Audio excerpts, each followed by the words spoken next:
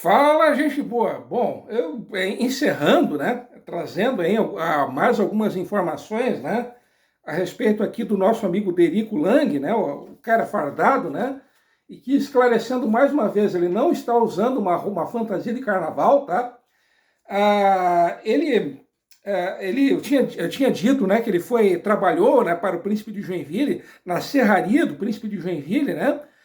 Bom, além disso, tá, ele chegou a fazer parte da direção da colônia Dona Francisca, tá? Ele foi procurador da Sociedade Hamburguesa em Joinville, né? A Sociedade Hamburguesa, que é aquela empresa, né? E vocês estão mais do que cansados de saber que colonizou e loteou Joinville, né? E além dessas funções que ele exerceu, né, trabalhando para o Príncipe de Joinville e trabalhando para a sociedade hamburguesa e fazendo parte da direção da colônia Dona Francisca, tá? Uma coisa que eu já tinha adiantado para vocês no vídeo anterior, tá? É que ele foi por diversas vezes juiz de paz, embora, tá, ele não tivesse formação alguma na área jurídica, tá? Bom, em 1868, entre os dias 7 e 8 de setembro de 1868, tá, aconteceu a primeira eleição da história de Joinville para vereador, tá? O nosso amigo aqui, né, o Derico, ele acabou sendo eleito, recebendo 141 votos, né, uma quantidade bem expressiva, há praticamente 160 anos atrás, tá? Ele foi o terceiro candidato mais votado, tá? É... Desculpem aqui a voz, né? Mas enfim, voltando, tá? Só que houve um porém, tá? Em 1872, ele acabou sendo nomeado juiz, tá? Juiz municipal e de órfãos. Só que, pelas leis da época, você não poderia exercer dois cargos públicos ao mesmo tempo. Então, o que o nosso amigo Derico fez? Ele acabou se afastando, tá? Do cargo de vereador e acabou sendo apenas juiz, tá? Só que em 1873, o Adolf Hautenhoff, que era o presidente da Câmara de Vereadores, tá? Ele acabou renunciando por motivos de saúde, né? Ele tinha uma saúde, ele já era um homem, né? Com uma certa idade e tinha uma saúde bastante frágil. Então, no lugar do Adolf Hautenhoff, o nosso amigo Derico, ele acabou assumindo como presidente da Câmara de Vereadores, tá? Aqui vai um rápido esclarecimento. Várias fontes, né, consideram aqui o nosso amigo Derico, né, como ele aparece na lista de prefeitos de Joinville. Errado. Ele foi presidente da Câmara de Vereadores, tá? Foi só em 1890 que foi criada a figura do prefeito. Antes disso, tá, as decisões eram tomadas de maneira colegiada, ou seja, todos os vereadores tinham poder de criar leis, obviamente, e poder de veto, tá? Era uma mistura de poder executivo com poder legislativo, tá? Então não existia a figura do prefeito, tá? Então ele jamais foi prefeito de Joinville, tá? O nosso amigo Derico, tá? Ele seria mais 3 vezes, né? Vereador, né? Entre 1874 até 1883 ele exerceu esse cargo de vereador, tá? Então ele durante 15 anos, né? Ele exerceu, ele foi vereador, tá? E após ele ter encerrado, né, o seu quarto mandato como vereador em 1883, tá? Ele acabou largando a política, tá? Ele no dia 14 de maio de 1894, quando ele estava em uma viagem, tá, para São Bento do Sul, ele acabou falecendo no que hoje é Campo Alegre. Tá? Naquela época, 1894, Campo Alegre era um distrito de São Bento do Sul. Sim, por incrível que pareça, São Bento do Sul chegou a ser uma cidade vizinha a Joinville, né? Bom, ele deixou uma descendência bem considerável, tá?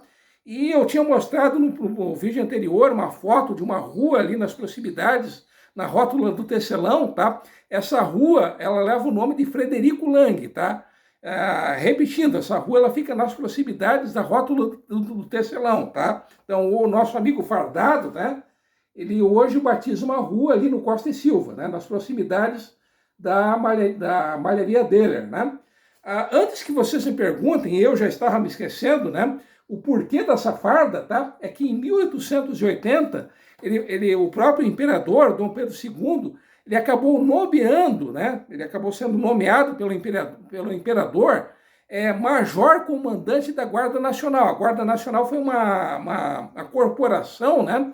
Que existiu de 1831 até 1922, e que numa certa época, principalmente na época da monarquia, ela chegou a ser mais importante até do que o próprio Exército Brasileiro. Inclusive, esse nome, né, essa expressão que nós usamos para se referir a um manda-chuva, né, ao cara que manda em um determinado lugar, né, de coronel, isso aí é um resquício, isso é uma herança do tempo da Guarda Nacional, tá? Então, as pessoas mais importantes, né, geralmente fazendeiros, né, quase sempre fazendeiros, grandes empresários, comerciantes, enfim, né? Alguns funcionários públicos, até alguns padres, né? Eles acabavam recebendo do próprio governo, né, essa patente de coronel, tá? Então, essa era uma patente da Guarda Nacional, tá? No caso aqui do nosso amigo, né, o Derico, a patente dele era de major comandante, ele não chegou a ser um coronel, tá? Então, essa farda é de oficial da Guarda Nacional, tá? Bom, feita aqui a devida explicação a respeito do nosso amigo Derico, tá? Eu mostrarei aqui para vocês algumas fotos, tá, desse casarão, tá? Esse casarão, ele está localizado ali entre a Rua 9 de Março e a Travessa Mato Grosso, tá? Travessa Mato Grosso é aquela rua que passa ao lado, né? Uma rua isso é na maior parte do trajeto dessa rua, é uma rua de pedestres, né? Há um trecho pequeno em que passam carros, né? Que é aquele trecho ali ao lado da biblioteca, né? Mas enfim, tá? Esse prédio aqui, né? Eu acredito que quem mora em Joinville até o conheça bem demais, tá? E fica ali a alguns metros da biblioteca pública, tá? Não consta a data, tá? Em que essa foto ela foi batida, tá? Tenho mais algumas fotos dele aqui para mostrar para vocês, tá? Também não aparece a data, tá? Não consta a data dessa foto, tá? Esse aqui era um laboratório que existiu ao lado desse prédio, tá? Esse laboratório, o local, né, a casa em que funcionava esse laboratório, ela já não existe mais, tá? Tem mais uma foto aqui, uma foto mais recente dele, né? Se eu não me engano, essa foto é de 98, né? Eu acredito que quem mora aqui em Joinville já reconheceu esse prédio, tá? Ali entre a Travessa Mato Grosso e a Rua 9 de Março, tá? E essa aqui, né, para quem é frequentador assíduo do Arquivo Histórico de Joinville, tá? Essa aqui deve até ter conhecido ela, tá? Essa aqui é Helena Remina Hillen, tá? Essa moçoila aqui que aparece na foto, ela durante muitos anos ela trabalhou no Arquivo Histórico, ela era tradutora juramentada. Então, boa parte dos documentos escritos em alemão gótico, lá no século XIX, que é algo dificílimo, né, de você traduzir, coisa quase que indecifrável, né? Esses documentos escritos naquele alemão lá do século XIX, boa parte desses documentos acabaram sendo traduzidos, né, aqui pela Helena Hillen, né? Que é essa moçoila aqui da foto, tá? Que era bisneta do proprietário original desse casarão, né, desse sobrado, tá?